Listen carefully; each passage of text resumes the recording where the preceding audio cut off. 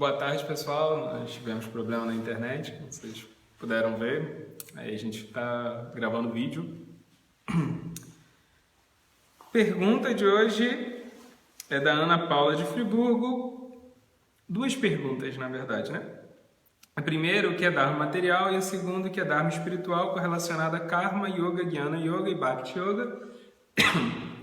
Então, Dharma material, na verdade, Dharma material significa basicamente você ser ético, ser moral, mas sem nenhuma mentalidade espiritual. Quando você age de forma ética só por causa de algum costume social, por causa de alguma obrigação, por causa de alguma lei, né? Se você, por exemplo, paga seus impostos, esse dinheiro é usado para ajudar pessoas carentes, algo desse tipo, isso é Dharma material. Então a ideia básica do Dharma é essa ideia de você servir os outros de forma abnegada, de forma altruísta, mas no Dharma material você está fazendo isso sem uma verdadeira mentalidade espiritual. Então Krishna fala no Bhagavad Gita, capítulo 5, Yoga Yukta Vishuddhatma Viditatma Jitendriya Sarva Bhutatma Bhutatma Kurvana Pinalipyate, né? Que quando alguém realmente se torna equânime, quando ele passa a ver que o eu dos outros é tão valioso quanto o seu próprio eu, então ele está situado na plataforma da equanimidade e a partir daí existe alguma possibilidade dele praticar yoga. Então yoga, vida espiritual, Dharma, eles nascem dessa plataforma onde você tem uma visão do outro como alma e por causa disso o outro é parte de Deus, parcela de Deus e por causa disso ele é tão valioso para você quanto você mesmo, né? Então você tem uma visão realmente dessa irmandade universal e por causa disso você desperta um senso de serviço realmente muito profundo. Isso é yoga, né? Então, Karma Yoga, você vai tentar retribuir Deus servindo o mundo, usando seus talentos, seus dons materiais para isso. Mas existe essa visão espiritual, né? De você estar servindo a Deus através do mundo, do seu serviço ao mundo. E por causa disso você começa a neutralizar os efeitos nocivos do karma negativo, sua vida começa a ficar mais estável, você começa a ter mais harmonia, você começa a viver de certa forma melhor nesse mundo, porque você fica mais sob a influência da bondade. E aí chega um determinado momento que mesmo uma vida estável, harmoniosa nesse mundo, ainda assim ela é frustrante, porque você vê que a efemeridade desse mundo, o efeito que o fator tempo tem sobre esse mundo, de terminar com tudo, não pode realmente satisfazer as ânsias, as necessidades da alma, que a alma espera por algo eterno. Então, aí começa a Jnana Yoga. Jnana Yoga é yoga do conhecimento, é essa busca pelo aquilo que é transcendental, pelo aquilo que está além da influência do tempo, né? O que existe além da morte. E aí, Jnana Yoga vai fazer com que você busque e comece a tentar alcançar a plataforma espiritual, o mundo espiritual, a verdadeira realidade da alma. E aí chega um determinado ponto que você fala, tudo bem, eu vou para o mundo espiritual, mas fazer o que lá? Aí é Bhakti Yoga, né? Quando você quer entender o que você vai fazer no mundo espiritual, você começa a realmente entender que você vai para lá para se relacionar com Deus. Só que Deus, ele é a fonte de tudo, ele é a fonte tanto da realidade material quanto da realidade espiritual, então você não precisa necessariamente voltar para o mundo espiritual como um local geográfico para você poder praticar Bhakti. Você pode se relacionar com Deus em qualquer lugar, você pode viver o mundo espiritual ainda nesse mundo material. Então, Bhakti, ela é superior que Karma e do que Jnana, porque Jnana tem a ideia de servir os outros nesse mundo. Jnana tem a ideia de você servir os outros, né, no mundo espiritual. Agora, Bhakti é serviço absoluto, porque tanto faz se você está nesse mundo, se você está no mundo espiritual, você está servindo da mesma forma. Então, o Dharma naturalmente vai levar a essa promoção, a esse amadurecimento de Karma para Jnana e de Jnana para Bhakti.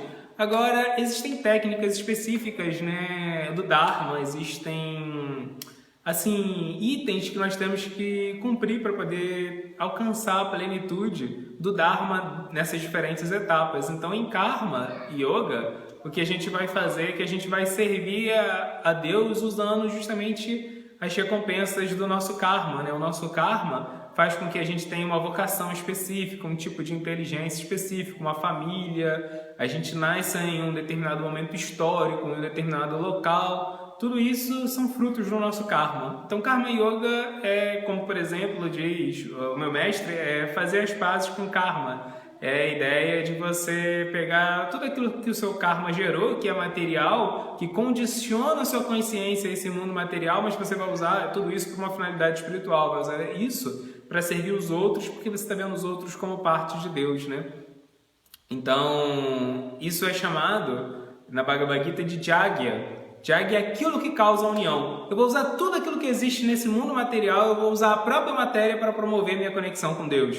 Então, por exemplo, se eu tenho posses, se eu tenho dinheiro, eu vou usar esse dinheiro para ajudar a promover a causa espiritual, para ajudar a divulgar o conhecimento espiritual. Se eu vou me alimentar, então eu vou oferecer esse alimento para Deus, eu vou tentar fazer esse ato de alimentação um ato sagrado, um ato de comunhão com a divindade, né? Se eu vou repousar para poder, assim, recuperar minhas energias, o momento do descanso também é sagrado. Eu vou tentar ter um ócio criativo, né? Mesmo no repouso, no momento de entretenimento, eu vou tentar elevar minha consciência, eu vou tentar usar esse momento para de alguma forma me edificar e por aí vai. O seu trabalho, né? Ele não passa a ser só um trabalho normal. No seu trabalho você vai usar a sua vocação, aquele ambiente do trabalho, como uma oferenda a Deus. Então isso é Karma Yoga. Karma Yoga, a gente usa todos os elementos desse mundo para tentar agradar a Deus. Isso é diferente do que foi chamado aqui de Dharma material, porque no Dharma material você está fazendo isso de forma quase inconsciente, né? Você pode até ter alguma boa intenção, né? Você pode em algum determinado momento tentar agradar a Deus, mas é tudo muito raso, tudo muito sentimental. Em Karma Yoga você faz isso com a mentalidade constante, você está o tempo todo tentando usar tudo que existe nesse mundo para se conectar a Deus. Então isso é Karma Yoga. Em Jnana Yoga, o principal item é a busca, né, por Jnana, por esse conhecimento do que é matéria, do que é energia espiritual e como eu posso, de fato, me desprender da energia material, sair sobre a influência do ego e me conectar na verdadeira energia espiritual, né, no abrigo da energia superior interna de Krishna. E aí, em Jnana Yoga, você adquire esse conhecimento através da sucessão discipular. Você vai buscar algum mestre e você vai tentar ouvir desse mestre um conhecimento a respeito das escrituras. Você vai ler as escrituras sagradas que são reveladas, né, pelo próprio Deus ou por devotos puros. Você vai tentar internalizar esse conhecimento através da prática da renúncia, do desapego.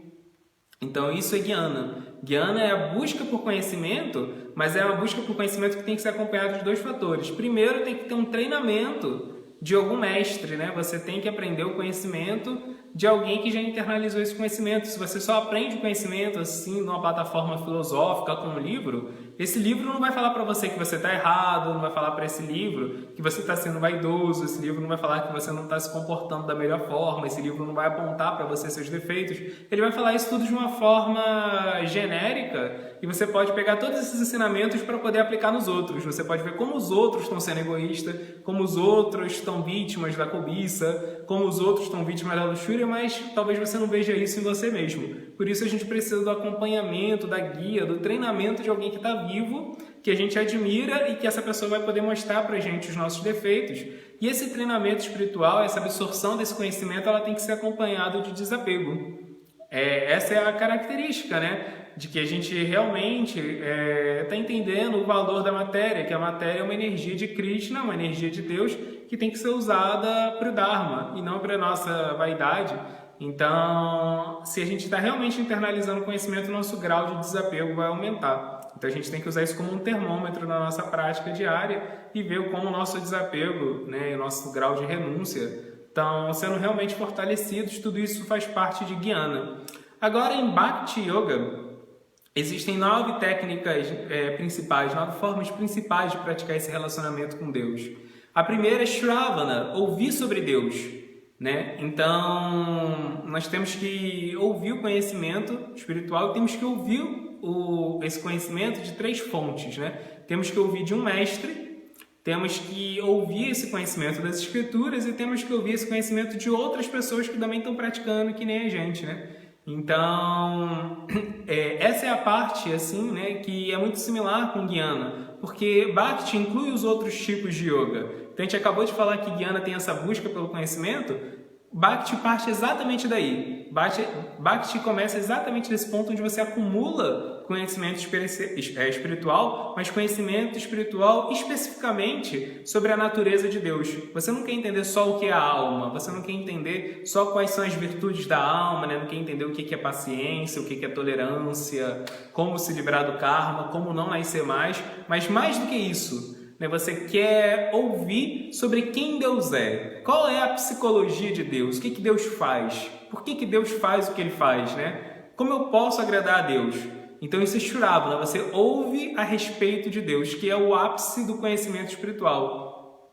Então o Dharma da devoção começa a partir daí, nesse momento que você tem interesse em ouvir especificamente sobre quem Deus é, quem é a pessoa de Deus.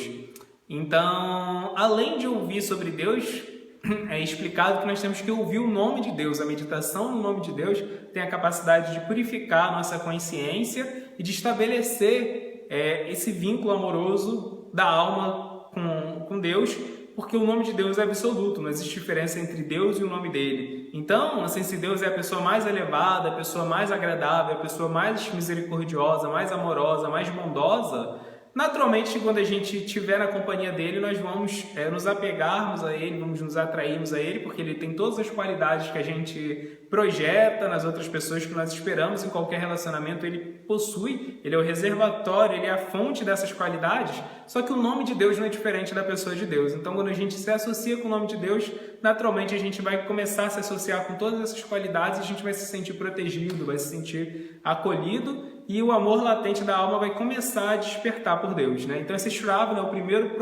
primeiro item do processo de Bhakti. E aí, quando você escuta sobre Deus, Kirtana, você também quer falar sobre Deus. Quando você ouve sobre algo que é muito interessante, naturalmente você quer falar isso para outras pessoas. Se você ouve uma boa notícia, você vai querer falar isso, vai querer contar isso para uma pessoa que você sabe que também tem interesse em ouvir aquilo, Então, quando você ouve sobre Deus e quando você ouve o nome de Deus, isso te inspira, isso te consola, isso desperta em você algum tipo de emoção espiritual, então, naturalmente, você vai querer falar de Deus para os outros, e isso é Kirtana, Você propagar a mensagem de Deus, de alguma forma, aquilo que você entendeu, você vai querer compartilhar esse conhecimento espiritual. E Kirtana também significa cantar o nome de Deus, Então, esse é o segundo processo de Bhakti. O terceiro processo de Bhakti é o chamado Smarana. Smarana significa lembrança.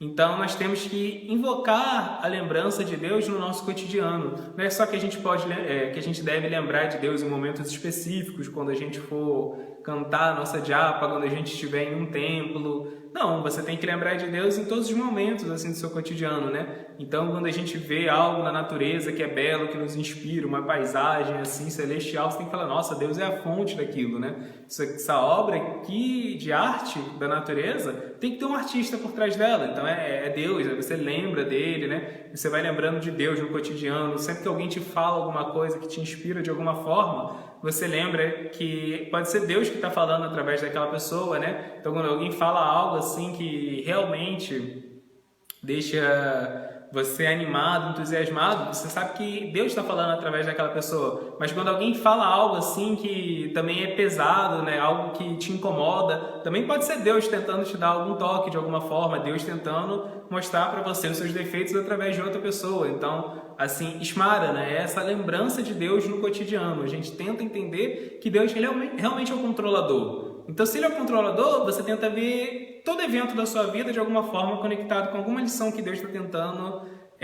te transmitir. E Smarana, essa lembrança, significa também se lembrar das instruções que Krishna dá na Bhagavad Gita, mas lembrar delas cada vez tentando se aprofundar mais nessas instruções, tentando refletir profundamente sobre ela, tentando ver qual é a verdadeira mensagem que tem ali por trás, tentando entender os mesmos ensinamentos, só que cada vez em camadas mais profundas. Então a gente não deve ouvir o conhecimento espiritual só uma vez e já ficar satisfeito com aquela primeira compreensão que a gente tem daquele determinado tópico. A gente tem que estar sempre revisitando os pontos que a gente já entendeu para ver se agora, depois de já ter praticado mais, a gente consegue entender ele sob uma outra perspectiva mais avançada, mais elevada. Então esse é Smarana, esse é o terceiro item da prática de Bhakti. O quarto item da prática de Bhakti é chamado Pada Sevana, que é bem interessante. Pada significa pé e Sevana significa serviço. Então, fazer serviço com os pés. Serviço com os pés significa três coisas, pode significar três coisas. Primeiro, serviço com os pés pode significar peregrinação. Significa que eu vou sair da minha zona de conforto, vou sair do local onde eu estou e vou tentar ir para um local onde o serviço devocional é mais forte, né? Vou visitar um templo, vou visitar um ashram, vou fazer um retiro, vou em algum local que eu sei que tem assim um grande mestre dando uma palestra, vou em algum local que eu sei que eu tenho a possibilidade de servir, de ajudar. Então, esse é o primeiro serviço, né? Pada Sevana. Significa, em primeira instância, a gente se deslocar para um local onde a possibilidade de servir a Deus é maior. Então, depois existe um outro tipo, né, de interpretação para Pada Sevana. Pada Sevana significa servir os pés de Deus. Então é dito que Lakshmi, a deusa da fortuna, ela está sempre servindo a Vishnu, né, a Deus, porque ela é a esposa de Deus, a esposa de Vishnu, né, nessa manifestação majestosa, celestial de Deus, né? E ela é como se fosse a governanta do mundo espiritual. Ela cuida para que todos os pontos assim do mundo espiritual ocorram na melhor forma possível, porque ela tenta agradar a Deus de todas as formas. E aí ela também está o tempo todo massageando os pés de Vishnu. Então, Pada Sevana pode significar servir os pés de Deus da mesma forma que Lakshmi faz. E como ela faz? Faz o serviço dela através de coisas práticas. Então, não é só que ela assim, tem um sentimento muito forte de amor por Deus, senão que ela está o tempo todo demonstrando isso em coisas práticas. Ela está o tempo todo limpando o palácio onde Vishnu vai estar, ela está o tempo todo vendo que a comida que Vishnu gosta de comer chegue até ele. Então isso significa Pada Sevana, fazer coisas práticas para agradar a Deus, não ficar só na plataforma intelectual, nem só na plataforma emotiva, sentimental, senão que a gente vai demonstrar o nosso amor, o nosso interesse em agradar a Deus na prática, seguindo o exemplo de Lakshmi, que é a mais perita em agradar a Vishnu, mais perita em agradar a Deus, né? Através de coisas práticas. E por fim, Pada Sevana significa servir aquele que está no pé de Deus. E quem é que está aos pés de Deus? Os devotos puros, os devotos avançados, os mestres espirituais. Então eu tenho que colaborar com a missão do mestre espiritual para poder agradar a Deus, né? Eu tenho que servir esses grandes santos, essas grandes almas elevadas, né? E tenho que servir os devotos, né? Os sadhus, as pessoas que estão tentando praticar a vida espiritual, mesmo que elas não sejam totalmente santas, totalmente puras, como elas também estão ocupadas em ajudar a missão do mestre espiritual, também tem que servir essas pessoas que estão servindo o mestre espiritual, que está servindo a Deus, né? Então isso é Pada Sevana, o quarto item de Bhakti. O quinto item de Bhakti é Archana, se relacionar com Deus, servir, adorar a forma pessoal de Deus.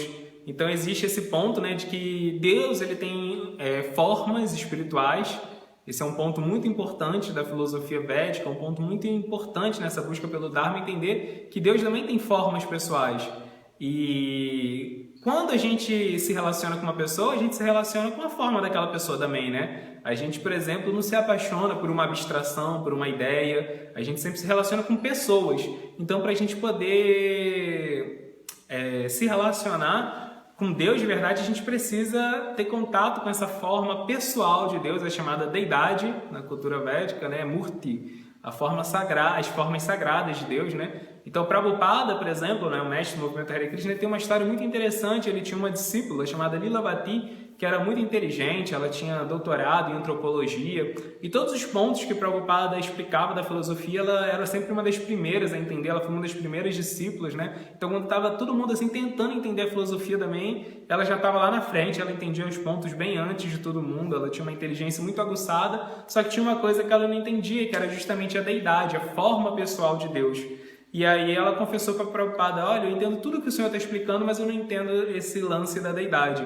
E Prabhupada falou: eu vou te explicar. Só que antes você faz uma guirlanda para Jagannatha, né? Jagannatha é uma forma de Krishna. Forma de Krishna quando ele está demonstrando saudade. Então você faz uma guirlanda para Jagannatha e depois que você fizer essa guirlanda, você vem aqui que eu te explico.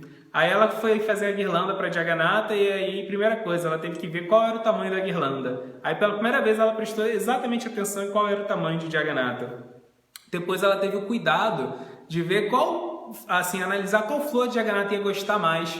qual aroma de Jagannatha gosta mais. Ela teve que pesquisar isso, e aí ela teve que ver um jeito de fazer a guirlanda que não machucasse o pescoço, né, de Jagannatha. Então teve todo esse cuidado, e quando ela estava fazendo isso, ela entendeu, poxa, já estou me relacionando com Deus como uma pessoa. Deus agora não é mais uma abstração, um conceito teológico, é uma pessoa no meu cotidiano. Mesmo que eu não tenha pureza para ir para o mundo espiritual, Deus já está presente na minha vida de forma pessoal. Então, quando o Prabhupada falou, você fez a guirlanda, agora eu vou te explicar da idade. Aí ela falou, não, nem precisa, Prabhupada, já entendi. Então, esse é o ponto, né? Arte, né? A gente tem um altarzinho em casa onde a gente vê a forma de Krishna. Então, a gente oferece água, oferece algum alimento, uma fruta para Krishna. Criar essa relação, né, de trocas amorosas, de intercâmbio amoroso, né, com Deus, e ver Deus através de uma forma pessoal. Então, esse é o quinto ponto. O sexto ponto é Vandana, orar, né? Orar sinceramente para Deus, confessar a sua mente para Deus, falar o que você está pensando sinceramente, pedir ajuda para Deus, pedir para Ele te iluminar, te mostrar o que Ele espera de você. Agradecer a Deus também, não só pedir, não só se lamentar, mas agradecer também a Deus e revelar para Deus assim, as inspirações que você teve, as iluminações, o progresso, compartilhar a felicidade que você está sentindo, né? Então, realmente conversar, reciprocar com Deus através da fala, ter esse momento de intimidade com Deus, onde você conversa com Ele e fica muito aberto, muito receptivo para ouvir a resposta. Então, isso é Vandana, oração. É o sexto item de Bhakti.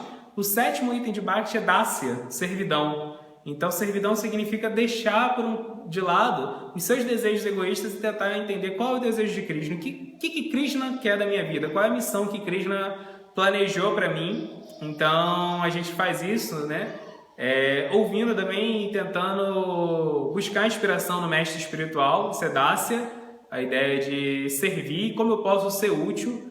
Realmente, mesmo que eu tenha desejos egoístas muito fortes, vou deixar eles de lado e vou fazer o que é necessário. O oitavo item de Bhakti é Sakya, fazer amizade com Deus. Então, dois amigos, eles têm uma relação aberta, né? Então, Sakya significa que eu vou cumprir o desejo de Deus e, ao mesmo tempo, eu vou fazer isso de acordo com a minha própria natureza, né? Eu tenho preferências, eu tenho desejos pessoais. Então, todos os meus desejos que não forem egoístas, eu vou satisfazer eles ao mesmo tempo que eu estou satisfazendo o desejo de Deus. Então, por exemplo, se Deus tem o desejo de que o conhecimento espiritual seja difundido pelo mundo, e meu desejo pessoal, por exemplo, sei lá, é escrever um livro, então eu vou escrever um livro que faça isso. Assim eu estou me satisfazendo e satisfazendo Deus ao mesmo tempo, né? Então, enquanto Dasya significa rejeitar todos os nossos desejos egoístas, o passo seguinte, Sakya, significa tornar compatível todos os nossos desejos que não são egoístas com a missão de Deus. Assim eu fico satisfeito e Deus fica satisfeito ao mesmo tempo. E por fim, o nono passo de Bhakti é Atmanivedana, rendição completa a Deus. Rendição completa por Deus é aquela hora que você rende todos os itens da sua vida para Deus. Não só uma parte da sua vida, mas a sua vida inteira. E esse é o ápice do Dharma da devoção. Aí a gente pode perguntar, como que eu vou fazer isso? Isso parece muito difícil. A gente faz essa rendição completa justamente praticando todos os itens anteriores, todos esses que a gente praticou. Então isso vai fazer com que todas as partes do nosso ser, as nossas emoções, o nosso intelecto, a nossa capacidade de trabalhar, o nosso desejo por buscar entretenimento, o nosso desejo por buscar relacionamentos, tudo isso passe a ter uma conexão com Deus, e aí naturalmente a gente vai estar tão apegado a Ele que tudo aquilo que Deus deseja vai ser exatamente aquilo que a gente deseja também, e aí essa rendição ela vai se tornar algo espontâneo, algo fácil, algo natural. Então essa rendição ela é justamente o somatório de todos os itens anteriores, né? E esse é o Dharma da devoção, todos esses 9 passos, né? Então é isso, pessoal. A gente gravou o vídeo porque a gente estava sem internet, mas se vocês tiverem qualquer pergunta sobre esses tópicos, botem aí nos comentários do vídeo. Se for uma pergunta simples, a gente responde no comentário mesmo. Se for uma pergunta mais complexa, se for uma pergunta maior, a gente responde em uma tarde do Dharma. Então é isso, pessoal. Obrigado, boa tarde e Hare Krishna.